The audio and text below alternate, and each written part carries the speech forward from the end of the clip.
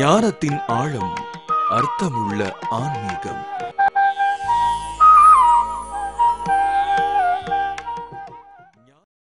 அருட்பெரும் ஜோதி, அருட்பெரும் ஜோதி, தனிப்பெரும் கருணை, அருட்பெரும் ஜோதி.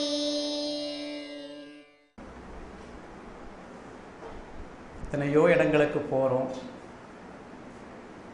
எத்தனையோ விதமான நிறைவுகள் கிடைக்கலாம். ஆனால் இந்த சங்கத்தில் அடியனுக்கு பலவிதமான அனுபவங்கள். ஒரே ஒரு முறை தான் வந்திருக்கேன். இதுக்கு முன்னாடி எப்பயோ வந்தது, ஆண்டுகள் பல சென்று விட்டன. கடந்த முறை வந்ததிலிருந்து ஒவ்வொரு நாளும் ஒவ்வொரு விதமான அற்புதங்கள் என்றுதான் சொல்ல வேண்டும். ஆழ் மனதிலே உள்ள அந்த எண்ணங்கள் எல்லாம் எப்படி நிறைவேறுகிறது என்பதை எண்ணும் பொழுது அது வள்ளல் பெருமான் நமக்கு அளித்த அந்த பூரண பொலிவுதான் என்று சொல்ல வேண்டும். அடியனுக்கு நீண்ட நாள் ஆசை, இந்த மாதிரி சொற்பொழிவு பண்ணணும், அது அந்த இதிலெல்லாம் ஒளிபரப்பணும். ஆனால் எங்கேயும் கிடைக்கல. அதெல்லாம் அவ்வளோதான், கிடைக்காது, இனி ஏன் அதை பற்றி நினச்சிட்டு இருப்பானே அப்படின்னு அதை மறந்துட்டு பாருங்க. அதுக்கப்புறம் அந்த வாய்ப்பு கிடைச்சது. முதல்ல யூடியூப்பில் ஒளிபரப்புற நிகழ்ச்சி இங்கே தான், வேறு எங்கேயுமே கிடைக்கல அந்த பாக்கியம். எத்தனையோ இடத்துக்கு போய் பொழிவு என்னென்னவோ பண்ணுறோம் செய்கிறோம், ஆனால் இங்கே தான் அந்த வாய்ப்பு கிடைச்சது. பல அன்பர்கள் பார்த்துட்டு வியக்கிறாங்க, இந்த மாதிரி செய்திகளெல்லாம் எங்களுக்கு தெரியாது. அடியனது செய்திகள் எதுவும் இல்லை, எல்லாம் குருநாதர் அளித்த செய்திகள் தான். தவத்திரு தேமொழியார் சுவாமிகள் அவங்க எவ்வளோ காலமாக சொன்ன செய்திகளை எல்லாம் ஏதோ சில செய்திகள் மனசில் பதிய, அந்த செய்திகளைத்தான் நான் பகிர்ந்துக்கிட்டு இருக்கேன். அப்போ அந்த செய்திகளை எல்லாம் சொல்லும் பொழுது உண்மையிலேயே வியக்கிறாங்க. ஆனால் சுவாமிகள் சொல்லிட்டு போயிருக்காங்க, நான் சொல்லும் பொழுது இது சாதாரண செய்திகளாக உங்களுக்கு தெரியும். காலம் கடந்த பிறகு எத்தனையோ பெரியவர்கள் வருவாங்க, அவங்கெல்லாம் இந்த செய்திகளை கண்டு வியப்பாங்க. ஏன்னா இந்த மாதிரி செய்திகளை யாருமே சொன்னது இல்லை. இவைகளெல்லாம் முழுக்க முழுக்க மிகப்பெரிய ஞானிகளை நாம் வணங்கியதன் பயனாக நமது சிந்தனையில் பூத்த அருட்சிந்தனைகள். இதை சாதாரணமாக யாரும் ஒத்துக்க மாட்டாங்க, குறிப்பாக புலவர் பெருமக்கள்லாம் ஒத்துக்க மாட்டாங்க. ஏன்னா அவங்க ஒரு முறையில் வந்துக்கிட்டு இருக்காங்க. இதுதான், இதுக்கு பொருள் இப்படித்தான் சொல்லணும், வேறு விதமாக சொல்லக்கூடாது, அதனால் இதுதான் சரி, இவர் என்ன மாற்றி மாற்றி சொல்கிறாரே தான் சொல்லுவாங்க. ஆனால் நம்ம செய்திகளெல்லாம் வாழ்வியல் செய்திகள் அப்படிம்பாங்க. உதாரணத்துக்கு ஒரே ஒரு திருக்குறளை உங்களுக்கு சொல்கிறேன், எல்லாருக்கும் தெரிந்த குறள் தான். அரணப்பட்டதே இல்வாழ்க்கை, அகுதும் பிறன் பழிப்பது இல்லாயின் நன்று. இதுக்கு எல்லா புலவர்களும், பரிமேலழகர்கள் முதல் கொண்டு அதுக்கு முன்னாடி இருந்தவங்க பின்னாடி வந்தவங்க எல்லாரும் இல்வாழ்க்கைன்னா அரண் தான், அரண் வேறு இல்வாழ்க்கை வேறு அல்ல, இரண்டும் ஒன்று தான். அரண் எனப்பட்டதே இல்வாழ்க்கை. அகுதும் பிறன் பழிப்பது இல்லாயின் நன்றுன்னா அந்த ஒன்றும் அந்த இல்வாழ்க்கையும் பிறரால் பழிக்கப்படாமல் இருந்தால் அதுதான் சிறந்தது. எல்லாரும் சொல்லிட்டாங்க. தேவழியார் சோகர் என்ன சொல்றாங்கன்னா, இது சரிதான், நான் அதை எதையுமே மறுக்கலை, ஆனா பிறரால் பழிக்கப்படாமல் வாழணும்னு நானும் முயல்றேன், முடியலையே, எல்லாம் பழிச்சுக்கிட்டு தானே இருக்கானுங்க. சரி, நீங்க வாழ்ந்தீங்களான்னு எங்களை பார்த்து கேட்டாரு. இல்லைங்க, குருநாதருக்கே அந்த நிலைன்னா நமக்கெல்லாம் எந்த நிலை? இல்லைங்க ஐயா, நாங்களும் அப்படிலாம் வாழலை, எல்லாம் பழிச்சுக்கிட்டு தான் இருக்காங்க. சரி, நாம இருவரும் போற்றி வணங்கக்கூடிய பெரியவங்க எத்தனையோ பேர் இருக்காங்க இல்லையா, அவங்களெல்லாம் பழிக்காமல் வாழ்ந்து காட்டியிருக்காங்களான்னா இல்லை. இன்னும் மிகப்பெரியவர்கள், மகாத்மா காந்தி, புத்தர், இயேசு, எவ்வளவோ பெரியவங்களாக இருக்காங்கல்ல, அவங்க எல்லாரும் பழிக்கப்படாமல் தான் இல்லை, அவங்களும் பழிக்க ஆளாகித்தான் இருக்காங்க. இன்னும் சுருக்கமாக சொல்லணும்னா, எல்லாம் வல்ல பரம்பொருளே சபாநாயகர் அவருக்கே பழா போன கடவுளுக்கு கண்ணே இல்லை, நான் எவ்வளோ கஷ்டப்படுறேன்னு தெரியுமான்னு பழிச்சுக்கிட்டு தானே இருக்காங்க. இப்போ பழிக்கப்படாமல் இறைவனாலேயே வாழ முடியலங்கிறச்ச பழிக்கப்படாமல் வாழணும்னு திருவள்ளுவர் சொல்லுவாரா? முடியாத ஒரு செய்தியை திருவள்ளுவர் சொல்லுவாரா?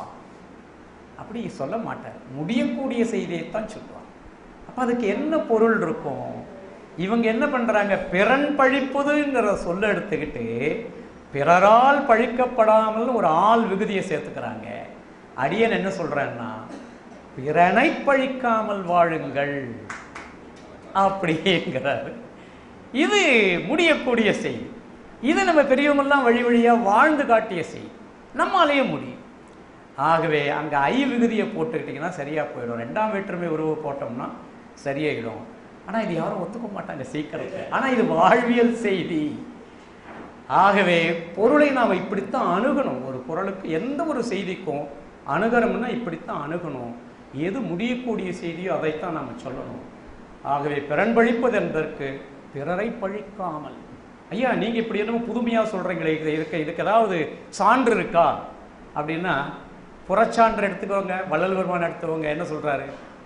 பிறர்தமை சீயன்று நாயன்று பிறர்தமை தீங்கு சொல்லாத தெளிவும். அதுதான்டா வாழ்க்கை. யாரையும் தீங்கு சொல்லாத, யாரையும் குறை கூறாத, இதுதான் வாழ்க்கை அப்படின்னு புறச்சான்று. அகச்சான்றாக எடுத்துக்கிட்டா நிறைய இடத்த சொல்றாரு. ஏதிலார் குற்றம் போல் தம் குற்றம் காண்கிற்பின் தீதுண்டோ மண்ணும் இருக்குங்கிறார். பிறன் வழி கூறுவான் தன் வழியுள்ளும் திறந்தெறிந்து கூறப்படும்ங்கிறார். தன் குற்றம் நீக்கி பிறர் குற்றம் காண்கிற்பின் என் குற்றமாகும் இறைக்கு. அகச்சான்றாக திருவள்ளுவர் பெருந்தகையை அப்படி சொல்லியிருக்காங்க. புறச்சான்றாக நமது வள்ளலுரும் அப்படி சொல்லியிருக்காங்க. ஆகவே நமது வாழ்க்கை இனிமையான வாழ்க்கையாக அமைய வேண்டும் என்றால் நாம் பிறரை குறை கூறாமல் வாழ்ந்தால் போதும். அதுதான் அற்புதமான வாழ்க்கையாக இருக்கும்.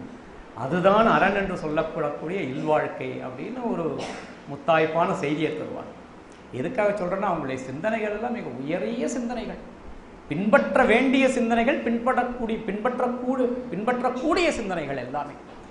ஆக அப்படி அற்புதமான செய்திகள் எல்லாம் சொல்லிட்டு வர்றாங்க. இப்போ அவங்க சன்மார்க்கம்ங்கிறச்ச எல்லாரும் என்ன சொல்றாங்க? சன்மார்க்கத்தை தோற்றுவித்தவர் வள்ளலார் தான். இல்லை, எத்தனையோ ஆண்டுகளுக்கு முன்னாடி திருமூர காலம் தொட்டு எல்லாரும் சன்மார்க்கம் சன்மார்க்கம் தான்.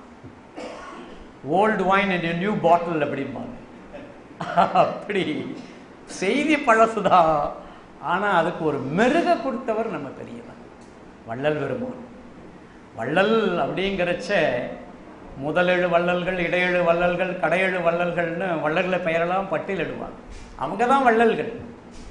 இவரை எப்படி வள்ளல்னு சொன்னாங்க? அவங்க வாரி வாரி வழங்கினாங்க பொருளை. ஆனா நம்முடைய வள்ளல் பெருமான் அருளை வாரி வாரி வாரி வழங்கினார் எல்லாருக்கும், பேதங்களின்றி. இந்த பேதங்களின்றி என்பதுதான் மிக முக்கியமான ஒன்று. பேதங்கள் எங்கே இல்லையோ அங்கேதான் ஒருமைப்பாடு விளங்கும். பேதங்கள் இருந்தால் ஒருமைப்பாடு அமையாது. நாம யோசிச்சு பார்க்கிறோம். நம்முடைய வள்ளல் பெருமானுக்கு முன்னாடி எல்லாம் தீபத்தை வணங்கினாங்க, விளக்கையெல்லாம் வணங்கினாங்க. இல்லைங்கிற திருமூலரே சொல்றார், விளக்கினை ஏற்றி வெளியே அறிவின் விளக்கினின் முன்னே வேதனை மாறும், விளக்கை விளக்கும் விளக்க உடையார்கள் விளக்கில் விளங்கும் விளக்கவர்தாமே. இல்லக விளக்கு அது இருள் கெடுப்பது, சொல்லக விளக்குது சோதி உள்ளது. ஒரு அருள் விளக்கு என்னென்னவோ நிறைய பாடல்கள் இருக்கு, ஏகப்பட்ட பாடல்கள். ஆழ்வார்கள் அன்பே தகழியா ஆர்வமே நெய்யாக இன்புறு சிந்தை இடு தெரியான்லாம் அற்புதமான பாடல்கள்லாம் சொல்லியிருக்காங்க. இல்லைங்க.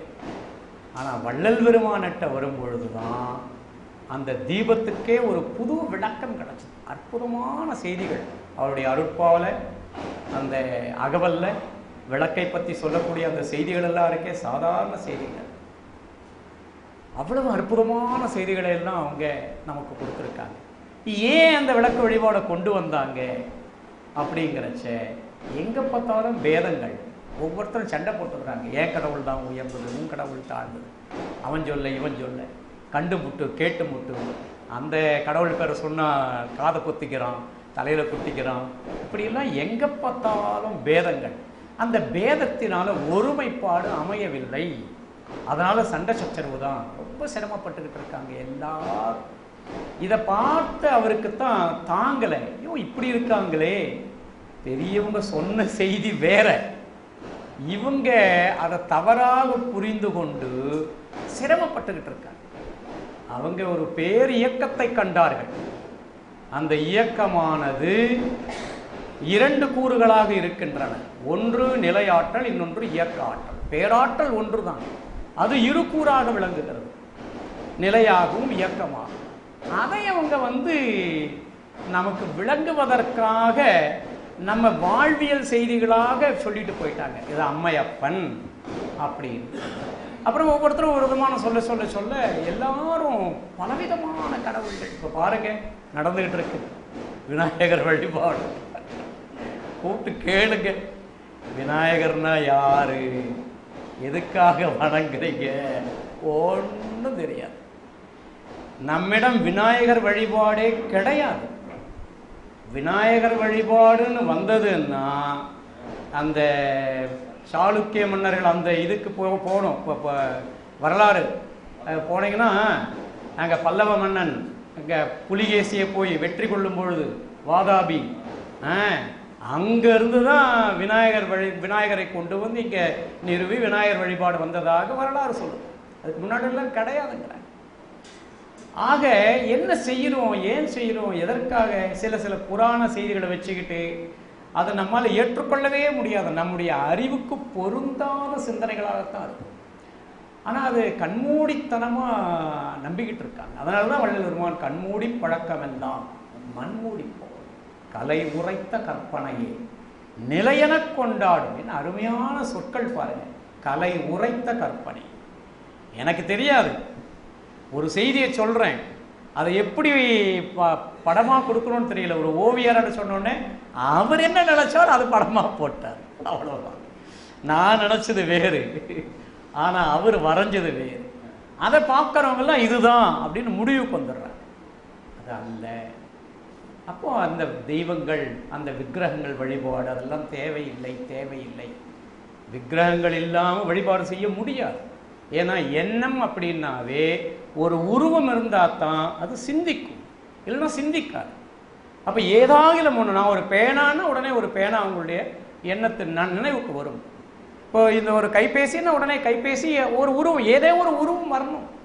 ஒரு பெரியவர் பெயரை சொன்னா லோகநாதன்னா உங்களுக்கு தெரிந்த உலகநாதன் யாரோ அவருடைய உருவம் வரணும். அப்படி உருவம் எல்லாம் வழிபட முடியாதுங்கிறதுனால அது என்ன எல்கேஜி வகுப்பு, அப்போது படிநிலை. இப்போ முதல் வகுப்பு 2ஆம் வகுப்பு கழிச்சு படிநிலைக்காக ஒரு செய்தியை சொல்ல போய் அதையே கெட்டியாக பிடிச்சிக்கிட்டு இதுதான் அப்படின்னா பயனில்லை. அதனால் என்ன ஆகுதுன்னா பலவிதமான சிரமங்கள் ஏற்படுது. அப்போ அதெல்லாம் உடைக்கணுங்கிறதுக்காகத்தான் வேண்டாம், இதெல்லாம் தேவையில்லை. ஒளி தான், அந்த ஒளியை தவிர வேற ஒன்றுமே இல்லை. ஆகவே ஒளியை வழிபடுங்கள். ஒளியை வழிபட்டாலே போதும், அனைத்து நலங்களும் கிடைக்கும். சாதாரணமாக நினைக்காதீங்க. நீங்கள் எங்களுக்கு கிடைச்ச குருநாதர் அப்பேற்பட்டவர், மிகப்பெரிய நிலையில் உள்ளவர். நாங்கள் பழகும்போது ஒரு சாதாரண மனிதர்னு நினச்சிட்டோம். அப்படி ரொம்ப இயல்பாக இருப்பாங்க, எல்லாரோடையும் அணுக்கமாக இருப்பாங்க. அவர் நம்மளை போன்ற ஒருவர் நினச்சிட்டு தான் பழகிட்டோம். நாள் ஆக ஆக குறிப்பாக அவருடைய நிறைவுக்கு பிறகுதான் தெரிஞ்சது அவங்க எவ்வளோ பெரிய ஞானி. அவங்க சொன்னாங்க, தீபத்தை தீபத்திலையும் சிக்கல் வந்துடுது. வள்ளல் பெருமான் தீபத்தை பற்றி சொல்ல போய் ஒருத்தர் என்ன பண்ணுறாரு, பித்தளை விளக்கை கொண்டு வர்றாரு, ஒருத்தர் வெள்ளி விளக்குங்கிறார், ஒருத்தர் இன்னும் வேறு பஞ்சலோக விளக்குங்கிறார். இப்படி பலவிதமான பேதங்கள் அந்த தீபத்திலையும் வர ஆரம்பிச்சு. அப்போ தான் பார்த்தார், இதெல்லாம் கூடவே கூடாது. அகல் விளக்கு ஒன்று தான், மண்ணால் செஞ்சது தான், அதை கொண்டு தான் வழிபடணும் அப்படின்னு ஒரு நெறியை கொண்டு புகுத்துறார். அதுக்கப்புறம் தான் எல்லாரும் அந்த அகல் விளக்கு. அகல்ங்கிற சொல்லுக்கே நீங்கள் அகராதியில் பார்த்தீங்கன்னா, அகன்று குவிந்து இருக்கும் ஒரு பாத்திரத்திற்கு அகல் என்று பெயர்ன்னு இருக்கும். தேவடியார் சாமிகள் சொல்லுவாங்க, அது அகராதி பொருள், அது அப்படியே இருக்கட்டும். அனுபவ பொருள்னு ஒன்று இருக்கு. அது என்ன தெரியுமா? அகல்னா அது இருளை அகற்றுகிறது. இருளை அகலச் செய்வதால் அதற்கு அகல்னு பெயர் வச்சாங்க. அப்போ ஏங்க விளக்கு கூட தாங்க அப்படி செய்யுது? ஆமாம், அதுவும் அப்படி தான் செய்யுது. அது அனைத்தையும் ஒளியை கொண்டு விளக்குவதால் அதற்கு விளக்குன்னு ஒரு பெயரை வச்சாங்க. அப்போ எல்லா சொற்களும் பொருள் குறித்தனவை. ஏதோ ஒரு சிறப்பு வகையால அதற்கதற்கு ஒரு பெயரை சூட்டிக்கிட்டே வந்திருக்காங்க. ஆக இந்த பேதங்கள் நீங்க வேண்டும் என்பதற்காகத்தான் இந்த அகலை கொண்டு அந்த தீபத்தை ஏற்றுங்கள். அதுலேயும் சிக்கல் வந்துடுது. ஒருத்தர் நல்லெண்ணெய் ஊற்றி தான் விளக்க வழிபடணுங்கிறாரு, ஒருத்தர் அஞ்செண்ணெய் ஊற்றி தான் வழிபடணுங்கிறாரு, இன்னொருத்தர் நெய்யை ஊற்றி தான் வழிபடணுங்கிறாரு. இப்படி பலவிதமான சிக்கல்கள். அப்போது வள்ளல் பெருமான் சொன்னதாக சொல்லுவார், எனக்கு தெரியாது எங்கே சொல்லியிருக்காங்கன்னு. நீங்கள் தான் சன்மார்க்க அன்பர்கள் தான் சொல்லணும். தேமுடியா சாமிகள் சொன்ன செய்தி, தேங்காய் எண்ணெய் ஊற்றி விளக்கை ஏற்றுங்கள், அது மிகச்சிறந்த ஒன்று. தேங்காய் எண்ணெய் நமக்கு சுத்தமான தேங்காய் எண்ணெய் கிடைக்குது. தேங்காய் எண்ணெய் அவர் சொல்லுவார், உதாரணத்துக்கு சொல்லுவார், ஒரு 5 விளக்கை ஏற்றுங்கள். அகல் விளக்கு, ஒன்றத்தில் கடல் எண்ணெய் ஊற்றுங்க, ஒன்றத்தில் நல்லெண்ணெய் ஊற்றுங்க, ஒன்றத்தில் 5 எண்ணெயை ஊற்றுங்க, ஒன்றத்தில் தேங்காய் எண்ணெய் ஊற்றுங்க, ஒன்றத்தில் நெய்யை ஊற்று, பசு நெய் ஊற்றுங்க. 5 விளக்கு அங்கே எரியட்டும். யாரேனும் ஒரு முன்பின் தெரியாதவர்கள் குழந்தையோடு கூப்பிடுங்க. குழந்தைய கூப்பிட்டு இந்த 5 விளக்கில் உனக்கு எது குழந்தை ரொம்ப ஈர்ப்பாக இருக்குது பார்த்து சொல்லு, 5 விளக்கையும் அப்படின்னு பார்த்தோன்னா அது 5 சுடரையும் பார்த்துட்டு எதை சொல்லுன்னா பசுநெய்யை தான் சுட்டி காட்டும். அந்த சுடரை நீங்கள் பார்த்தா வித்தியாசம் தெரியும். ஒவ்வொன்றுத்துக்கும் ஒவ்வொரு விதமான வண்ணங்கள், அந்த ஒளி, அந்த சுடர் வீசும் அந்த இது உங்களுக்கே தெரியும். நீங்கள் ஏற்றி பார்த்தா தான் தெரியும் அந்த வித்தியாசம் என்னன்னு. ஆக தேங்காய் பசுநெய் தான் சிறப்பு. ஆனால் நமக்கு இப்போ பசுநெய்ங்கிறது எல்லாம் கலப்படங்கள், ஒன்றும் சிரமமான தேங்காய் எண்ணெய் அப்படி இல்லை, சுத்த தேங்காய் எண்ணெய் கிடைக்கும். நீங்கள் அந்த தேங்காய் எண்ணெய் ஊற்றி விளக்கத்துனீங்கன்னா அந்த சுடரே ஒரு அற்புதமான சுடராக இருக்கும். அதை நாளும் நீங்கள் பார்த்து கொண்டு வந்தாலே போதும், உங்களுக்கு பலவிதமான நன்மைகள் ஏற்படும். ஒன்றல்ல இரண்டல்ல, உங்களது சிக்கல்கள் எல்லாம் தீர்ந்து விடும் அப்படின்னு தெளிவாக சொல்லியிருக்காங்க. அவற்றை நாங்கள் கடைபிடித்துக் கொண்டிருக்கிறோம். எங்களுடைய வாழ்க்கையில் சிரமங்கள் என்பதே இல்லை. நாவுக்கரசர் பெருமான் சொல்ற மாதிரி எந்நாளும் இன்பமே துன்பம் இல்லை. அப்படி அதனால தான் வள்ளல் பெருமான் அருள் விளக்கே அருட்சுடரே அருட்ஜோதி சிவமேன்னு ஒரு அற்புதமான பாட்டு. அப்படி ஒவ்வொரு செய்தியும் எடுத்து பார்க்கறச்ச இந்த பேதங்கள் நீங்க வேண்டும் என்பதற்காகத்தான் ஒரு தெளிவை கொடுத்து கொண்டே வருகிறார். இங்கே முதல்ல அருமையாக பாடினாங்க, ஆடிய பாதம் மன்றாடிய பாதம், அற்புதம், ஈர்த்து விட்டது. அப்படி அந்த சொற்கள் இன்னும் காதல ஒலித்து கொண்டே இருக்கு. இந்த பாதம்ங்கிற சொல்லு பாருங்க, ஏன் அதுக்கு பாதம்னு பேர் வச்சாங்கன்னா, எந்த ஒன்று பதப்படுத்துகிறதோ அதுதான் பாதம். பதப்படுத்தணும், நம்ம எல்லாம் பதப்படுத்தணும். இறைவனுடைய திருப்பாதங்கள், நாம் வள்ளல் பெருமானுடைய திருப்பாதத்தை சொல்கிறோம், ஞானிகளுடைய திருப்பாதங்கள், ரொம்ப தூரத்துக்கு போக வேண்டாம், நம்ம அப்பா அம்மா திருப்பாதங்கள், நம்ம பெரியவங்கள்லாம் ரொம்ப அழகாக நம்மளை நெறிப்படுத்தியிருக்காங்க. அன்னையும் பிதாவும் முன்னறி தெய்வம், அவங்களைத்தான் கண்கண்ட தெய்வம் அவங்க தான், அவங்கள வணங்குங்க, அந்த பாதங்களை வணங்குங்க. குறிப்பாக திருமண நாட்களில் பாத பூஜைன்னே வைப்பாங்க. இப்போ எது பதப்படுத்துகிறதோ அதுதான் பாதம். இலக்கண குறிப்புன்னா முதல் நிலை நீண்ட தொழிற்பெயர்பாங்க. பதம் பா, முதல் நிலை நீளுது பா, பாதம். அப்படி ஒவ்வொரு செய்தியும் நாவுக்கரசர் உமாதி சிவாச்சாரியார் பாடும்பொழுது, திருஞான சம்பந்தர் பற்றி பாடும்பொழுது, பூழியர்கோன் வெப்பொழித்த புகழியர்கோன் கழல் போற்றி என்பார், ஆழிமிசை கல்மிதப்பில் அணைந்த பிரான் அடி போற்றி என்பார், வாழி திரு நாவலூர் வன் தொண்டர் பதம் போற்றி என்பார், ஊழிமலி திரு வாத ஊரர் திரு தாழ் போற்றி என்பார். ஒரே செய்திதான், திருவடிகள் தான். ஒன்றுத்த கழலுங்கிறாரு, ஒன்றுத்த அடிங்கிறாரு, ஒன்றுத்த பதம்ங்கிறாரு, ஒன்றுத்த தாளுங்கிறாரு. நீங்கள் யோசித்து பார்த்தீங்கன்னா தெரியும், தமிழ் அற்புதங்கள்.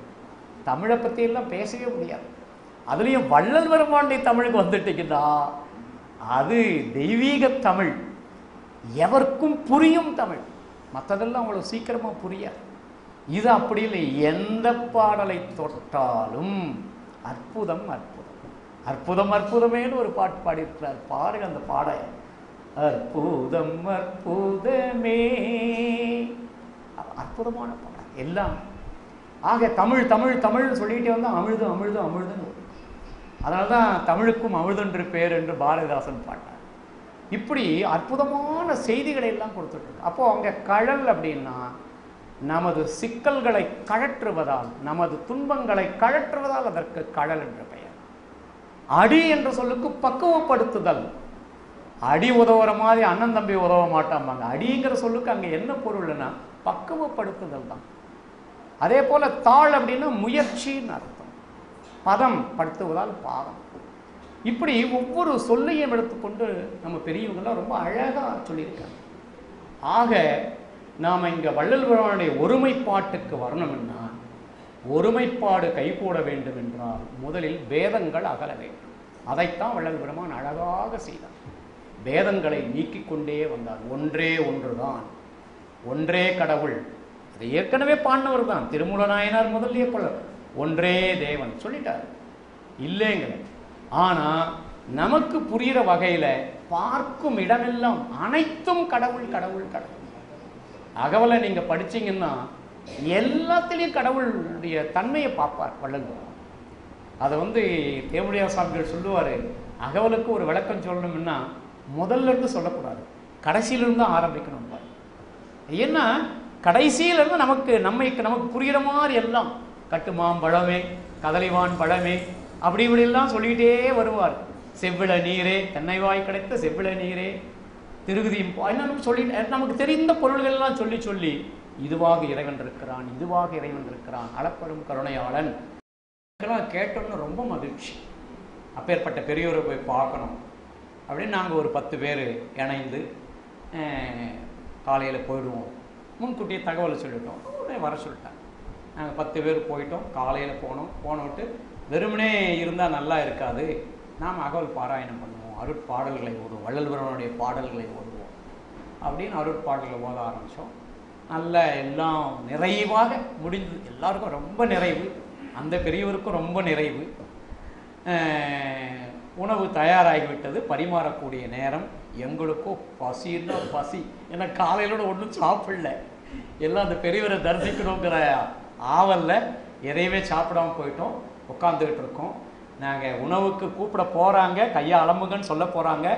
அந்த நேரம் வாசலில் ஒரு மகிழ்வுந்து நிற்குது. மகிழ்வுந்துலேருந்து ஒரு 7-8 அன்பர்கள் இறங்குறாங்க. இறங்கணுன்னு உள்ளே வராங்க.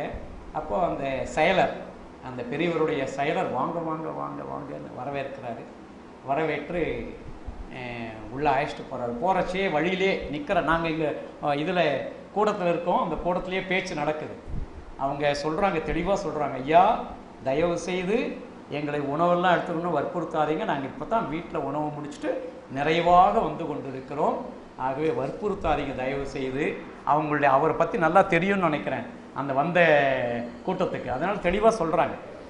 அவர் அதெல்லாம் எப்படி இங்கே ஐயா சமைச்சிருக்காங்கன்னா அவங்க சமைச்ச சாதத்தை நீங்கள் சாப்பிடாம அதை எப்படி போயிடுவீங்க? அது அருட்பிரசாதம், அதை நீங்கள் எடுத்துக்கிட்டே ஆகணும் அப்படின்னு அவங்கள உள்ளே அனுப்பிச்சிட்டு எங்களை பார்த்து, ஐயா இன்னைக்கு அன்னம்பாளிப்பு கிடையாது, நீங்கள் எல்லாம் வெளியில் போங்க.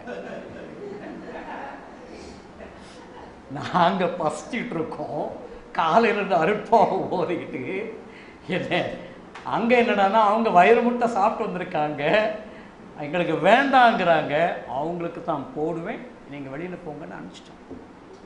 பார்த்தீங்களா என்ன ஆகுது? இது இப்படித்தாங்க வந்துடும். இப்போ இன்னொரு இடத்துல ஒரு செய்தி சொல்கிறோம் பாருங்க.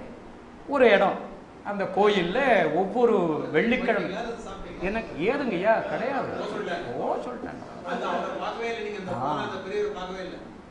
ஒன்றும் பேச்சே கிடையாது, அவ்வளவுதான். அப்புறம் நாங்கள் என்ன பண்ண முடியும்? அவங்கள குறை சொல்றதுல பயனில்லை, நமது தவ பயனின்மை அவ்வளவுதான். அவங்கள குறையே சொல்லக்கூடாது. ஏன்னா தெளிவாக சொல்லிட்டாங்க பெரியவங்க, தீதும் நன்றும் பிறர் தர வாரா. நாம யாருக்கு எத்தனை பேருக்கு சாப்பாடு போட்டா வெளியில் போடான்னு அனுப்புறமோ தெரியாது. நமக்கு அந்த நிலை ஏற்பட்டதுதான். அவங்க மேல ஒரு குறையும் கிடையாது. ஆனால் செய்தி என்னன்னா எப்படி தவறாக மாறுதுன்னு பாருங்க. அன்னம்பாளிப்பு என்பது எவ்வளவு உயர்ந்த செய்தி, அன்னதானம் என்பது அது எப்படி போகுதுன்னு பாருங்க. இப்போ அதே போல் அந்த கோயிலில், அந்த கோயில் வீதியில் இருக்கிற வீட்டில் மதியம் யாருமே உணவு உண்ணலை, உணவு சமைக்கலை. ஏன்னா அன்னைக்கு அன்னம்பாளிப்பு இருக்கு கோயில்ல.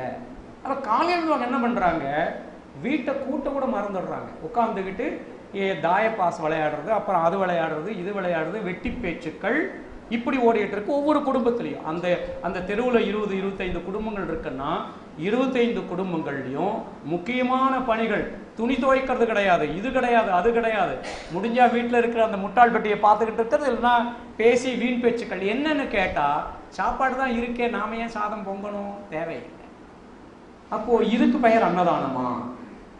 யோசிச்சு பாருங்க. இதெல்லாம் உங்களுடைய செய்திக்கு நான் எதையும் குறை சொல்லலை, நடக்கிற செய்தியை உங்க முன்ன வைக்கிறேன், நீங்களா எடுத்துக்கோங்க என்ன பண்ணணும். ஆகவே பசித்தவர்களுக்குத்தான் வள்ளல் பெருமான் அன்னம்பாளிப்பு சொல்லியிருக்கிறார். ஊனமுற்றவர்கள், வேலை செய்ய முடியாதவங்க, எவ்வளவோ பேர் சிரமப்பட்டுக்கிட்டு இருக்காங்க, முதியவர்கள், அவங்களால ஒரு பணியும் செய்ய முடியாது, அவங்க எங்கே போவாங்க? ஒரு அன்பர் சொல்லுவார், வீட்டின் பெயரோ அன்னை இல்லம், அன்னை இருப்பதோ முதியோர் இல்லம் அப்படின்பார். அது போல அப்ப அந்த மாதிரி முதியவர்களுக்குத்தான், அந்த மாதிரி ஊனமுற்றவர்களுக்கு, அந்த மாதிரி வாய்ப்பே இல்லாதவங்களுக்கு நம்ம அன்னத்தை கொடுப்போம். ஆனா யோசிச்சு பாருங்க, நீங்க பல இடங்கள்ல பாருங்க, எந்த அன்பர்கள்னாலும் வருவார்களோ அவர்களே தான் வருவாங்க, வந்து அவங்களே வாங்கிட்டோம். அது எப்படி அன்னம்பாளிப்பு ஆகும்? அப்ப அவங்க இருக்கக்கூடியவங்க, இல்லாதவங்க கிடையாது, எல்லாம் இருக்கக்கூடியவங்க தான் வந்து வாங்கிட்டு போயிடுறாங்க. அப்ப அது அன்னம்பாளிப்பு அல்ல. அப்ப அன்னம்பாளிப்பு என்பது இயலாதவர்களுக்கு, பசியால் வாடுபவர்களுக்கு நாம் கொண்டு போய் கொடுக்கிறோம். ஆக பேதங்கள் பல விதங்களில் வந்து கொண்டே இருக்கும்.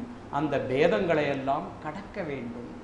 பேதங்களை கடந்தால்தான் ஒருமைப்பாடு அமையும். அதனால உணவு வழியா பார்த்தார், அங்க பேதம் வந்துடுது, இங்கேயும் பேதம் வந்துடுது. பார்த்தார், இனியும் பயனில்லை, இனி ஞான செய்திகளை சொல்லணும். ஆகவே சத்திய ஞான சபை என்ற ஒன்றை உருவாக்கி அங்க தெளிவை ஊட்டுகிறார். இதுதான் வாழ்க்கை, இப்படித்தான் வாழ வேண்டும், இதுதான் அப்படின்னு எல்லாம் அருமையா சொல்லி, அப்புறம் விளக்கங்கள் என்னென்ன நம்மை நல் வாழ்விற்கு தடையாக 7 செய்திகள் இருக்கு. அந்த செய்திகளை எல்லாம் அவர் திரைகளாக உருவகப்படுத்தி அதற்கு ஒரு வண்ணம் கொடுத்து 7 திரைகளை போட்டா இன்னைக்கு என்ன ஆயிப்போச்சு, அந்த 7 திரைகள் என்ன என்ன அப்படிங்கிறதே தெரியாது. தெலுங்குல தியாகராஜ சுவாமி ஒரு அருமையான பாடு போடுவார், தீயராதா தெர தீயராதா நாலோன தெர தீயராதா அப்படின்பார். தீயராதான்னா விலக்கு கொள்ள மாட்டாயா, விளக்க மாட்டாயா, திரையை விளக்க மாட்டாயா, என்னுள்ளே இருக்கும் திரையை விளக்க மாட்டாயா. 7 திரை. அது வள்ளல் பெருமான் அழகா சொல்றார். காம உட்பகைவனும் கோப வெங்கொடியனும் கனலோப முழுமூடனும் கொடுமதமெனும் கண்கெட்ட துட்ட ஆங்காரியும் ஏமமரும் ஆச்சரிய விழலனும் கொலை என்றியம்பு பாதகனுமாம் இவ்வெழுவரும். இவங்க 7 பேர் தான். இந்த திரைகள் எங்கிறது, இந்த 7ம் நீங்களும் ஒவ்வொன்னா என்ன, ஒவ்வொரு வாசகத்தை நீங்க எடுத்து பார்த்தீங்கன்னா அற்புதமான செய்திகள். வெறுமனே பகைவன் சொல்ற பாருங்க, உட்பகைவனுங்கிறார். உட்பகைன்னு ஒரு அதிகாரம் திருக்குறள் இருக்கு. உள்ளுக்குள்ளேயே அது எப்படி காமமாகி உட்பகை, காமம் ஆசை. ஆக அந்த உட்பகைவன் இப்படி ஒவ்வொன்றா எடுத்து வளர்க்கிறார். ஆக இந்த 7 திரைகள் விலகினால்தான் நாம் அந்த அருட்பெருஞ்சோதி ஆண்டவனை தரிசிக்க முடியும். இன்னைக்கு ஒரு முக்கியமான செய்தியை உங்களுக்கு சொல்றேன். இந்த செய்தி அநேகமாக உங்களுக்கு யாரும் சொல்லி இருக்கிறதுக்கு வாய்ப்பு இல்லை. நாம அகவல் ஜோதி தரிசனம்னு சொல்லிட்டு அந்த ஒளியை பார்க்கிறோம் இல்லையா, எல்லாரும் ஒளியை பார்க்கிறோம். விஞ்ஞானிகள் என்ன சொல்கிறார்கள் என்றால், உங்களால் ஒளியை பார்க்கவே முடியாது என்கிறார்கள். ஒளியை யாராலும் பார்க்க முடியாது. அப்படி பார்த்தவர்கள் இருக்கிறார்கள் என்றால் அது இந்த புறக்கண்களை கொண்டு காண்பது அல்ல, அகக்கண்களாகிய ஞானத்தால் தான் காண வேண்டும். புறக்கண்களால் ஒளியை காண முடியாது. என்ன நீங்க சொல்றீங்க, அப்ப நாங்க பார்த்துக்கிட்டு இருக்கோமே இதெல்லாம் என்ன, இது ஒளி இல்லையான்னா, இது ஒளி அல்ல, இது ஒளியின் பிரதிபலிப்பு. ஒளியை காணவில்லை நீங்கள், ஒளியின் பிரதிபலிப்பைத்தான் காண்ற. அப்போ ஒளியானது இந்த செவுத்தில் பட்டு பிரதிபலிக்குது. இப்போ இதுவே இந்த நிறம் இல்லாமல் வெள்ளை நிறம் போடுங்க, இன்னும் இங்கே ஜோதி பிரகாசமாக இருக்கும். அதுவே கருப்பு நிறம் போடுங்க, அதுவே அப்படியே குறைஞ்சிடும், ஒளி குறைஞ்சதா தெரியும். ஒளி ஒன்று தான், ஆனால் ஒளி உங்களால் காண முடியாது. இதையே விஞ்ஞானிகள் எப்போ கண்டுபிடிச்சாங்கன்னா, முதல்ல ராக்கெட் விட்டாங்க இல்லையா, ராக்கெட் விட்டோன்னா அவங்களுக்கு நல்லா தெரியும், இந்த இரவு பகல் என்பது பூமியின் சுழற்சியினால் தான் ஏற்படுகிறது. பூமி சுழலவில்லை என்றால் அங்கு இரவு என்பதற்கு இடமே இல்லை. எந்த நேரமும் சூரியன் பிரகாசித்துக் கொண்டிருக்கிறான். ஆகவே 24 மணி நேரமும் ஒளிதான் இருக்கும். அப்போ அவங்க ராக்கெட் மேலே போன உடனே அவங்க சொல்றாங்க, அந்த இவங்களை அந்த விண்கலத்தை செலுத்துவதை சொல்றாங்க, இப்போ நீங்க வெளியில பாருங்க. அவங்க பார்க்குறாங்க எப்படி இருக்குன்னு. இவங்க என்ன நினைக்கிறாங்க, ஒளிமயமாக இருக்குதுன்னு சொல்லுவாங்க நினைக்கிறாங்க. அவங்க ஐயா எங்கும் இருள், பேர் இருள். என்னையா சொல்றீங்க, நல்லா கூர்ந்து கவனிங்கன்னா எங்கேயோ ஒரு இடத்துல ஒரு ஒளி பிழம்பு மாதிரி ஒரு சின்ன ஆரஞ்சு பந்து மாதிரி ஒன்று இருக்கு, அதை தவிர்த்து வேற ஒண்ணுமே இல்லை. உங்களுக்கு ஆச்சரியம்னா ஆச்சரியம், சூரியன் பிரகாசித்துக் கொண்டிருக்கிறான்னு எப்படி ஒளி இல்லைங்கிறாங்க அப்படின்னா உடனே சொல்றாங்க, நீங்க வெளி தயவு செய்து விண்கலத்தை விட்டு வெளியில வாங்க. அப்போ விண்கலத்தை திறந்து வெளியில வந்த உடனே இவங்க மேல ஒளிப்பட்டு பிரகாசிக்குது, அந்த விண்கலத்தின் மீது ஒளிபட்டு பிரகாசிக்கிறது. அந்த இடம் நல்லா பளிச்சுன்னு தெரியுது, விண்கலமும் இவர்களுடைய மீது பாயும் ஒளியும். அப்பதான் அவங்க கண்டுபிடிச்சாங்க, அந்த ஒளி விண்கலத்தில் பட்டு பிரதிபலிக்கும் ஒளி, இவர்களுடைய உடைகளின் மீது பட்டு பிரதிபலிக்கும் ஒளி. ஆக ஒளியின் பிரதிபலிப்பைத்தான் நம்மால் காண முடியுமே தவிர ஒளியை காண முடியாது. ஆகவே அற்புதமான செய்திகள். அந்த செய்திகளை எல்லாம் சொல்லும் பொழுதுதான், அதனால்தான் வள்ளல் பெருமான் அந்த சத்திய ஞான சபையை தோற்றுவித்து மக்களுக்கு தெளிவை ஊட்டுகிறார். இது புறத்தே காணும் ஒளி, அது அகத்தே காணக்கூடிய ஒளி. ஆகவே நமது பயணம் உள்நோக்கிய பயணமாக இருக்க வேண்டும். இது நாள் வரை நமது பயணம் வெளிநோக்கிய பயணமாகவே இருந்தது. இந்த செய்தியை திருவி கல்யாண சுந்தரனார் அவர்கள், திருவிக்கா அவர்கள் ஒரு அற்புதமா விளக்குறாங்க. உள்ளொளி அப்படின்னே ஒரு நூல் எழுதியிருக்கிறாங்க. அவ்வளோ வாய்ப்பு கிடைச்சதுன்னா படிச்சுப்பாரு. ரொம்ப அருமையான நடை. அவருக்கு வள்ளல் பெருமான் மேல ஈடுபாடு கிடையாது. வள்ளல் பெருமானை எதிர்த்தவர் தான் அவருடைய குருநாதர். வள்ளல் பெருமான் மீது வழக்கு போட்டவங்க தான் அவங்க. ஆனா காலம் கனிவித்தது. அப்போ அருட்பாவை படிக்கக்கூடிய வாய்ப்பு கிடைக்குது. அருட்பாவை படித்த உடனே தாங்களை கண்களிலிருந்து தாரை தாரையாக கண்ணீர்.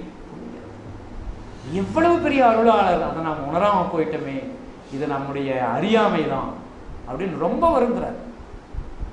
அப்போ அவர் அந்த வள்ளல் பெருமானுடைய பற்றி பல செய்திகள், பல நுட்பங்களை விளக்கிறார். அந்த நுட்பங்களை எல்லாம் அது ஒரு அற்புதம் தான். ஆக வள்ளல் பெருமான் இப்படி ஒரு தெளிவை ஊட்டி, அப்போ அந்த பேதங்களை எல்லாம் நீக்குவதற்காக என்ன சொல்றாரு, அருமையான செய்தியை சொல்றார். நீங்க எந்த பாடலை எடுத்தாலும் அது ஒருமைப்பாட்டிற்குரிய பாடல்களாகத்தான் இருக்கும். வள்ளல் பெருமானுடைய எந்த பாடல் பாருங்க, கல்லார்க்கும் கற்றவர்க்கும் களிப்பருளும் களிப்பே, காணார்க்கும் கண்டவர்க்கும் கண்ணளிக்கும் கண்ணி. அற்புதம். நீங்க எந்த பாடலை தொட்டாலும் அதுல ஒருமைப்பாடு அற்புதமாக ஒளிரும். சரி, என்னங்கய்யா நீங்க இவ்வளவு சொல்றீங்களா, அப்ப முன்னர்ந்து பெரியவங்களான்னு? பெரியவங்க எவ்வளவோ செய்திகளை சொல்லிட்டு போயிருக்காங்க, 1 2 இல்லை. நீங்க சங்க காலத்து இலக்கியம் முதல் கொண்டு எதை தொட்டாலும் ஒரு பெரியவர் சொல்றாரு பாருங்க, நல்லது செய்தல் ஆற்றீராயினும் அல்லது செய்தல் ஓம்புமின், அதுதான் எல்லாரும் ஓப்பது, அன்றியும் நல்லாற்றுப்படும் நெறியுமாறதுவே. அற்புதமான செய்தி. மறுக்க அதுவும் ஒருமைப்பாட்டுக்குரிய செய்தி தான். ஆனா நமக்கு அவ்வளவு சீக்கிரமா விளங்கணும். இது எப்படி இருக்கு, காணார்க்கும் கண்டவர்க்கும் கண்ணளிக்கும் கண்ணென பளிச்சுன்னு புரியுது. அதுக்கு சிரமப்படணும். அப்படி ஒவ்வொரு செய்தியும் எடுத்து பார்த்தீங்கன்னா, பெரியோரை இகழ்தல் இளமே, சிறியோரை இகழ்தல் அதனினும் இளமே என்பார். அப்ப என்ன, ரெண்டுத்தையும் ஒன்னா சமநோக்கு. சமநோக்கு வந்தா ஒருமைப்பாடு வந்துடுதுன்னாரு. அப்போ அதைத்தான் அவர் ரொம்ப அழகா சொல்லிட்டே வர்றாரு. பகவத்கீதையில ஒரு ஸ்லோகம் வரும். அந்த ஸ்லோகத்துல சொல்லுவார், வித்யா வினய சம்பன்னே பிராமணே கவிஹி ஹஸ்தினி சுனிச்சைவ ஸ்வபாகேச்ச பண்டிதாக சமதர்ஷனக. அப்போ அந்த சமதர்ஷனம், அப்போ சமமான பார்வை அங்க வந்துடுதுன்னாவே அங்கதான் ஒருமைப்பாடு வந்து. அந்த ஒருமைப்பாட்டு செய்தியைத்தான் வள்ளல் பெருமான் பல இடங்கள்ல அருமையாக விளக்குறாங்க. ஒவ்வொரு செய்தியுமே நாம, ஒவ்வொரு பாடலையுமே நாம கண்டு கண்டு ஒரு முறை பாடினா போற, பாடிக்கிட்டே இருக்க வேண்டியதுதான், கேட்டுக்கிட்டே இருக்க வேண்டியதுதான். இப்போ இவங்க பாடினாங்கன்னா ஆடிய பாதம் ஆடிய பாதம்னு, இன்னொரு பெரியவரான போய் கேட்டீங்கன்னா அவர் வேற ஒரு மெட்டில் அழகா பாடுவார், இன்னொரு பெரிய இன்னொரு விதமாக பாடுவார். ஆக எல்லாமே ஈர்க்கக்கூடிய ஒன்று. ஆனா எளிமையான பாடல்கள் நினைச்சிடாதீங்க, அந்த ஒவ்வொரு செய்தியிலும் ஆழ்ந்த நுட்பங்கள் இருக்கு. ஏன் ஆடிய பாதம் என்றாரு? ஆடுதல் இயற்கை, இயக்கம். அப்போ இயற்கையின் இயக்கமே ஆட்டம் தான். நீங்க அறிவியல் செய்திகளுக்கு போனீங்கன்னா ஒரு அணுவை எடுத்தால் அணுவுக்குள் பேரியக்கம் நடந்து கொண்டு இருக்கிறது. அந்த எலக்ட்ரான் புரோட்டான் சொல்றாங்களே, அதெல்லாம் இத்தனை கூறுகள், இத்தனை செய்திகள், அதெல்லாம் கண்டா வியப்பா இருக்கும், பெருவியப்பா இருக்கும். ஒவ்வொன்றும் எவ்வளவு அழகா சுத்துதுங்கிறதுலாம் அந்த அறிவியலாளர்கள் விளக்கும் பொழுது, அப்போ இயக்கம் அணுவிலும் இருக்கிறது, அண்டத்திலும் இருக்கிறது. அண்டத்திலும் இயக்கங்கள் தான். நமது பூமி எவ்வளவு வேகமாக சுத்துது நமக்கு தெரியுதா? இல்லையே. பேரியக்கம், சாதாரண செய்தி இல்லை, அவ்வளவு வேகமாக சுத்துது. ஆக என்னென்னமோ நடந்துகிட்டு இருக்கு, இயக்கங்கள் இருந்து கொண்டே இருக்கிறது. இயக்கம் இயக்கம் இயக்கம். அதனால்தான் ஆடிய பாதம்ங்கிறார். அப்ப ஆட்டம் என்பது இயக்கத்திற்கு உரியது. அதனால்தான் சபாநாயகரை சொல்லும் பொழுது அந்த நடனம் என்ன? ஆட்டம், இயக்கம், பேரியக்கம். அப்ப இதுல இருந்து நமக்கு ஒரு குறிப்பு இருக்கு. என்ன இருக்குன்னா, நாம சும்மா இருக்கக்கூடாது, இயங்கிக் கொண்டே இருக்க வேண்டும். இயக்கம்தான் நமக்கு அனைத்து ஆற்றலையும் தரும். இயக்கம் இல்லையே போச்சு. என்னுடைய மிதிவண்டி நாளும் பயன்படுத்திக் கொண்டிருந்தேன். அப்புறம் கொஞ்ச நாள் நடந்து போய் பழக்கப்படுத்தலாம், நடக்க ஆரம்பித்தேன். மிதிவண்டியை விட்டேன். ஒரு 2 மாத காலத்தில் முழுக்க கெட்டு போச்சு வண்டி, பயன்படுத்தவே முடியாது. அப்போ என்ன ஆச்சு? இயக்கம் இல்லைன்னா கெட்டு போயிடும், அனைத்தும் கெட்டு போயிடும். உடலும் அப்படித்தான், இயங்கிக் கொண்டே இருக்க வேண்டும். அதனால தான் நம்ம பெரியவங்கள்லாம் அந்த இயக்கத்திற்காகவே உழவு தொழிலை ஆரம்பிச்சு. உழவு என்றாலும் பேர் இயக்கம் என்றாலும் இரண்டும் ஒன்றுதான். உழவுக்கு தொழிலான உழைப்பு வேற எதுக்குமே கிடையாது. உழவு தொழில் அவ்வளவு அற்புதமான ஒன்று. அதனால தான் உழுதுண்டு வாழ்வாரே வாழ்வார் என்றார். 2 இடத்துல தான் வாழ்வாருங்கிறார் வள்ளுவ பெருந்தகை. ஒன்று, யார் உழுதுண்டு வாழுறாங்களோ அவதாண்டா வாழ்வார் என்றாரு. இன்னொரு இடத்துல வசை ஒழிய வாழ்வாரே வாழ்வார் என்றார். அப்போ வசை, நமது வாயிலிருந்து சொற்கள், நான் கடந்த முறை வந்தச்சே சொன்னேன், வசை என்ன என்ன, இசை என்ன என்ன, திட்டு என்ன என்ன அங்கிற செய்திகளெல்லாம் சொன்னேன். ஆகவே நாம் அவங்க தான் வாழறவங்கிறார். அப்போ இசை பெருகணும், வசை ஒழியணும். ரெண்டும் சமபங்கு. இது 50%, 50%. வசை ஒழிஞ்சா மட்டும் அது பூரணமாகாத வாழ்க்கை. இசை பெருகணும். அப்போ பாராட்டுக்கள், மனம் திறந்து பாராட்டுங்கள், உளம் கணிந்து பாராட்டுங்கள், பார்க்கிறவங்கெல்லாம் பாராட்டு. எனக்கு இந்த சபைக்கு வந்ததனுடைய ஒரு பெரிய செய்தி என்னன்னா, பார்க்கும் ஒவ்வொரு அன்பரும் ஒவ்வொரு விதமாக செயல்பட்டு கொண்டே இருக்கிறாங்க. ஒவ்வொருவரும், நான் இங்க வந்த உடனே, ஐயா நீங்க அந்த முக்கணியை பத்தி சொன்னீங்களா, அற்புதமான செய்திங்களா, பாராட்டாரு. செய்தி என்னதல்ல, செய்தி குருநாதர் இருக்கு, ஆனாலும் மனம் மகிழுது. அப்ப அங்க என்ன செய்தி? பாராட்டினார் மனம் மகிழும், உளம் கனியும்.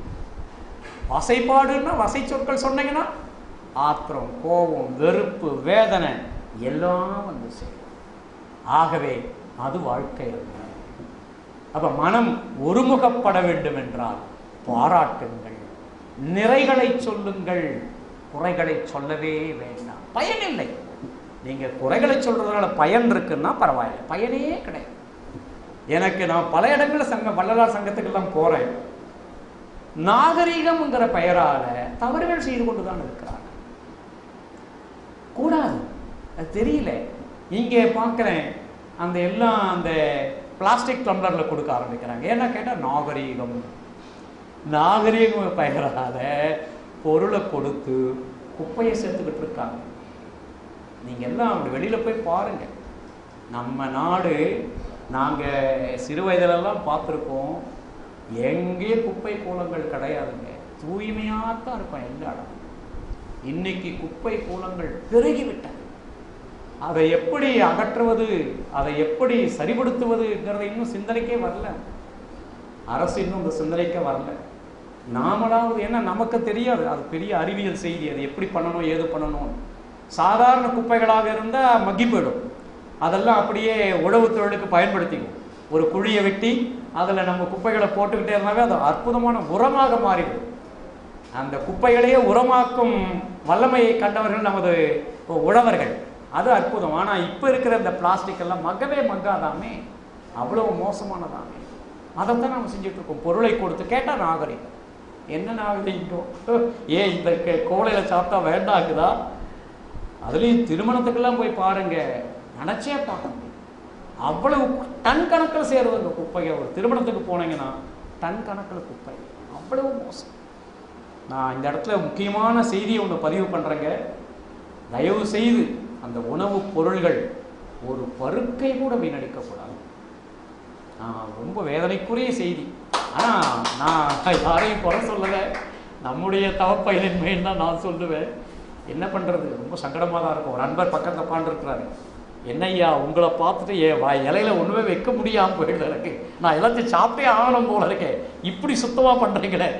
ஆமாம், எங்களுக்கு எங்கள் குருநாதர் கற்றுக் கொடுத்தது முதல் பாடம் அதுதாங்க. உட்காந்து இலையில சாப்பிடும் பொழுது ஒரு பருக்க இருந்தாலும் போரும், அவ்வளோதான். அவ்வளவு இதுவாக இருக்கு. அப்போது உணவு என்பது எவ்வளவு பெரிய செய்திங்க. நீங்கள் கொஞ்சம் சிந்திச்சு பாருங்க. அந்த உணவை உருவாக்குவதற்காக எவ்வளவு பேர் பாடுபடுறாங்க. ஒரு பக்கம் உழவர்கள், ஒரு பக்கம் காளை மாடுகள், ஒரு பக்கம் வணிகர்கள், ஒரு பக்கம் உழைப்பாளிகள், இன்னும் இயந்திரங்கள் கண்டுபிடிச்சது எல்லாத்தையும் எடுத்து பார்த்தீங்கன்னா இவைகளுக்கு மேலாக பஞ்சபூதங்கள், அவைகளெல்லாம் அனைத்தையும் தயார். அந்த பஞ்சபூதங்களையும் அவமதிக்கிறோம் என்றல்லவோ பொருள். இப்போ உணவை மட்டும் அருள் கூர்ந்து எனக்கு ரொம்ப பிடிச்சதுங்க குழந்தைகள். நீங்கள் குழந்தைகளுக்கு பரிமாறச்சு போய் பாருங்களேன், அங்கே வரும் பொழுதே கையை தூக்கிடும், வேண்டாம் வேண்டாம், இது வேண்டாம் அது வேண்டாம், தனக்கு என்ன பிடிக்குமோ அது மட்டும் கொண்டு வந்து போட்டுக்கும். இதை தான் பார்த்துருப்பாங்க போல இருக்கு இந்த மேலை நாட்டார்கள். அவங்க ஒரு புதிய அணுகுமுறையை கொண்டு வந்தாங்க. அதை வந்து பஃபே அப்படின்னு கொண்டு வந்து பொருளை நாங்கள் ஒரு இடத்துல வச்சுடுவோங்க, நாங்கள் பரிமாற மாட்டோம், நீங்களே போங்க, உங்களுக்கு என்ன வேணுமோ அதை மட்டும் எடுத்து போட்டு சாப்பிடுங்க. அதுலேயும் நம்மளால விட மாட்டேங்கிறாங்க. ஏம்மா பெரிய தட்டுன்னா எல்லாத்துக்கும் போயிட்டு எல்லாத்தையும் வாங்கிட்டு வச்சுக்கலாம், அப்புறம் சாப்பிட முடியல, அவரை கொண்டு அப்படியே கொட்டுறாங்க. அவங்க சொன்ன செய்தி என்னன்னா, நமக்கு என்ன வேணும் அது குழந்தைகள் அற்புதம். ஒரு குழந்தை கூட நான் பார்க்கலைங்க வீடடிக்கிறது, தனக்கு வேண்டியதை மட்டும் வாங்கிக்கிறது, அதை அழகாக சாப்பிட்டு முழுமையாக. பெரியவங்க ஆசை தான், நாவடக்கமின்மை தான். இது வேணும் அது வேணும் அது வேணும், இது நல்லா இருக்கும், அது சாப்பிடணும் அது சாப்பிடணும் அது சாப்பிடணும். அது சாப்பிடுங்க, நான் வேண்டான்னு சொல்லவே இல்லை, நிறைவாக சாப்பிடுவேங்க, நியாயமாக சாப்பிடக்கூடாது. பெரியவங்கள்லாம் என்ன சொல்கிறாங்க, ஒரு வேளை உண்பான் யோகி, இருவேளை உண்பான் போகி, மூவேளை உண்பான் ரோகி. ஆக அளவாகவே உண்பான் ஞானி. ஒரு வேளைக்கு ஒரு நாளைக்கு ஒரு, நம்முடைய உழைப்பு அவ்வளோதான், அதுக்கு மேலே கிடையாது. உழவர்கள் என்ன 3 வேளை சாப்பிடலாம், தப்பு கிடையாது. நாம் அப்படி கிடையாது, நமக்கு வந்து ரொம்ப குறைச்சல் உழைப்பு. ஆகவே ஒரு வேளை தான் சாப்பிடணும், அதுவும் நிறைவாக சாப்பிடக்கூடாது. அப்போது இயற்கை வல்லுநர்கள்லாம் ரொம்ப தெளிவாக சொல்கிறாங்க, வயத்தில் இடம் இருந்துகிட்டே இருக்கணுங்கிறாங்க, அப்போத்தான் செரிமானம் நடக்கும்ங்கிறாங்க. உணவு கால் பாதி, தண்ணீர் கால் பாதி, அரை பகுதி காலியாக தான் இருக்கணுங்கிறாங்க, அப்போத்தான் பேரியக்கம் அருமையாக நடக்கும்ங்கிறாங்க, உடலுக்கு வியாதியே வராதுங்கிறாங்க. நாம் வந்து எல்லாரும் நிறைவாக சாப்பிடணும் நிறைவாக சாப்பிடணும், வயிறார உண்ணுங்கள் அப்படின்னு நிறைய போட்டு திணிச்சுக்கணும் கூடாது. ஆகவே அன்பு உள்ளங்களே, இதெல்லாம் வள்ளல் பெருமானுடைய செய்திகள் தான். அங்கங்கே எங்கெங்கேயோ சிதறை கிடக்கிற பாடல்களை எல்லாம் நான் பாடல்களாக சொல்ல முடியும். ஆகவே அருள் கூர்ந்து எந்த பொருளையும் வீணடிக்கக்கூடாது, குறிப்பாக உணவை மட்டும் வீணடிக்கவே கூடாது. ஏன்னா எவ்வளோ பேர் நீங்கள் போய் பாருங்கள், அங்கங்கே எவ்வளோ நாடுகள் எவ்வளோ பேர் சிரமப்படுறாங்க. ஏன் நம்ம நாட்டிலேயே எத்தனை முதியோர் இல்லங்கள், எத்தனை அனாதை இல்லங்கள், எத்தனை பார்வையற்றோர் இல்லங்கள்லாம் உணவுக்கு அவ்வளோ சிரமப்படுறாங்க. இப்போ இந்த திருமணங்கள் உணவு மீதமாச்சுன்னா அப்படியே கொண்டு போகிறாங்க அங்கேக்கு சில பேர், மற்றவங்க கொட்டுறாங்க. சில பேர் மட்டும் அந்த குறிப்பை உணர்ந்துட்டு எங்கே இருக்குன்னு தெரிஞ்சுக்கிட்டு அப்படியே இந்த உணவை அங்கே கொண்டு போய் கொடுத்துறாங்க. அவங்கெல்லாம் அவ்வளோ நிறைவாக உண்டு மகிழ்கிறாங்க. ஆகவே நாம் இந்த செய்திகளை எல்லாம் நம்மை நாமே சிந்திக்க தலைக்கணும். சொல்லுவார் திருமூலர், தன்னை அறிய தனக்கு ஒரு கேடு இல்லை, தன்னை அறியாமல் தானே கெடுக்கிறார். ஆகவே நாமெல்லாம் பல செய்திகள் தெரியும், நமக்கு தெரியாத செய்திகள் ஒன்றுமே இல்லை. நான் உங்களை குறைச்சி மதிப்பிடலை, நான் ரொம்ப நிறைவாக மதிப்பிடுறேன். செயல்பாடுன்னு வரும் பொழுது விழுந்துடும். அங்கே தான் நீங்கள் நிலையாக இருக்கணும். இந்த செய்தி திருவள்ளுவர் பிறந்தைக்கு தெரிஞ்சிருக்கு.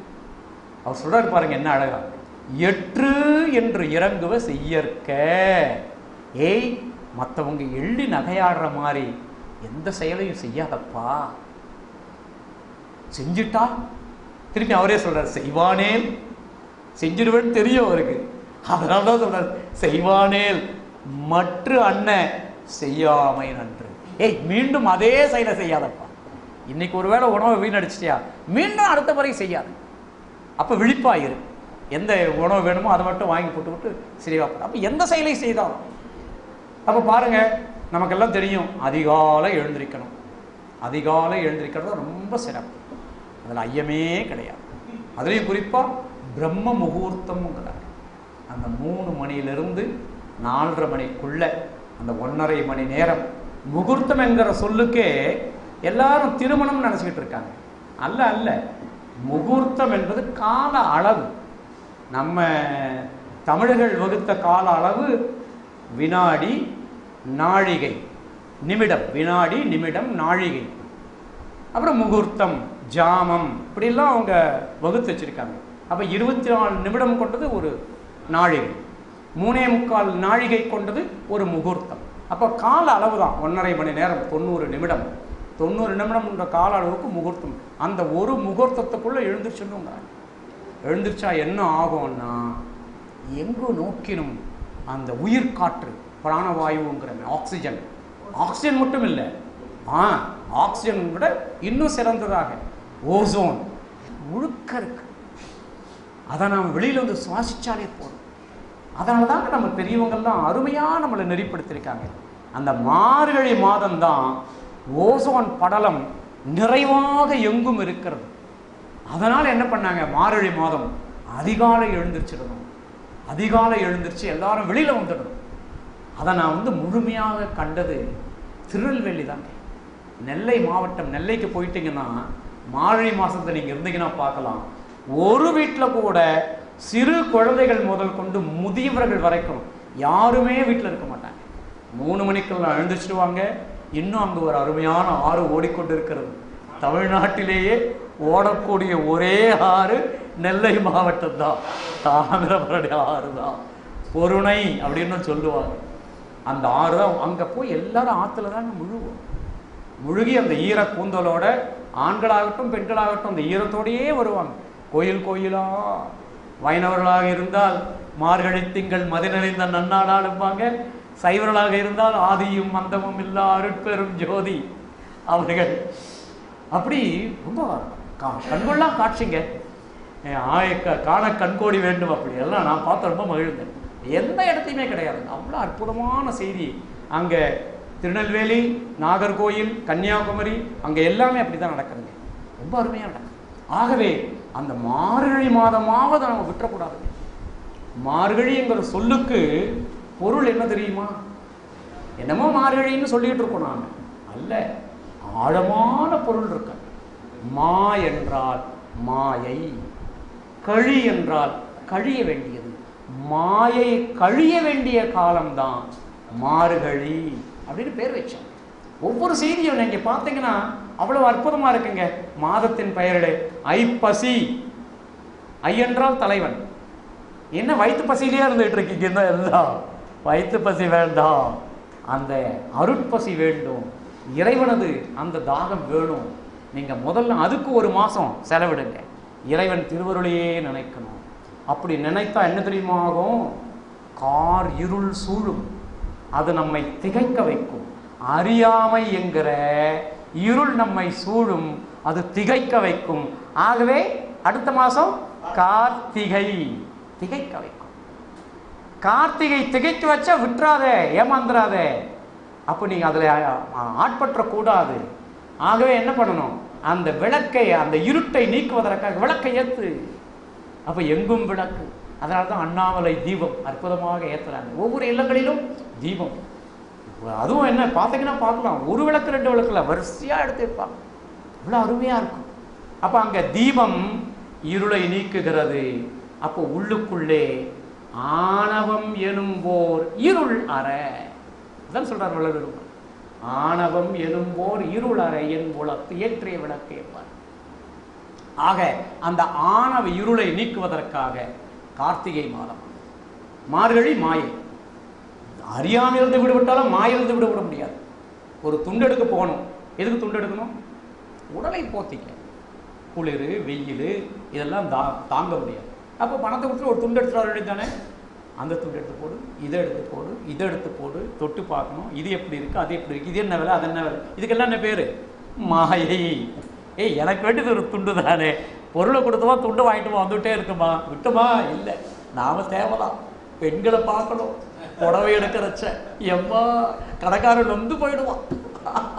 கடைசியில் எல்லாம் பண்ணி தேர்ந்தெடுத்துட்டு அப்புறம் கண் அந்த பக்கம் போவோம். அங்கே கடை முதலாளியாண்ட அங்கே பில் போடுற இடத்துல ஒரு புடவை இருக்கும்.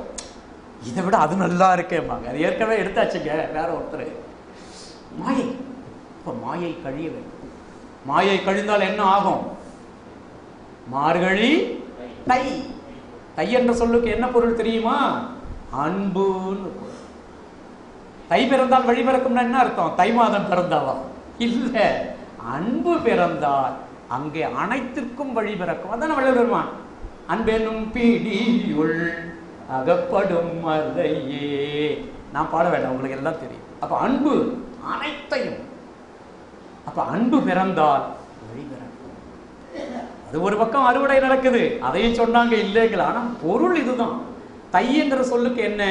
2 துணிகளை ஒன்றாக இணைத்து தைக்கிறோம். அதான தை.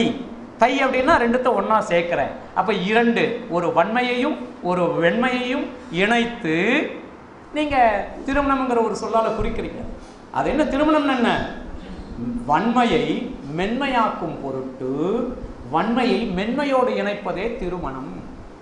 இதெல்லாம் அவ்வளவு பெரிய செய்திகள். அப்போ அன்பு பிறந்துடுது. இருள் அகன்றது, அறியாமையாகிய இருள் அகன்றது, மாயை கழிந்தது, அன்பு பிறந்தது. அப்புறம் என்ன ஆகும்? உள்ளத்துல மாசுகள் இருக்குமா? மாசுகள் எல்லாம் நீங்கிவிடும். மாசி, மாசுகள் அனைத்தும் நீங்கிவிட்டன. மாசுகள் நீங்கிவிட்டால் என்ன ஆகும்? இறைவனது அரசாட்சியில் நீங்களும் ஒரு பங்குதாரர். ஆகவே பங்கு நீ.